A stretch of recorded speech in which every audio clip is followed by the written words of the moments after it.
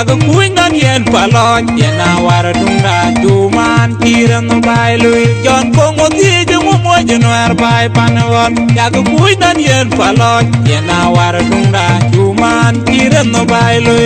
lakulwel makir agwen yelung wengu babinga war yeligan kiredu pingre molle tairur jolawer paloj anara muar welangi inji ben yoin ben ladu yoindu remogol dalwa gibo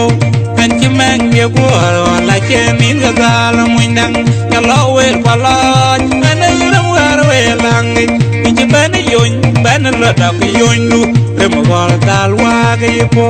kanchi meng ye gwar la chemin gadal muindang jolawer paloj anara muar welangi inji ben yoin ben ladu yoindu remogol dalwa gibo kanchi meng ye gwar la chemin gadal muindang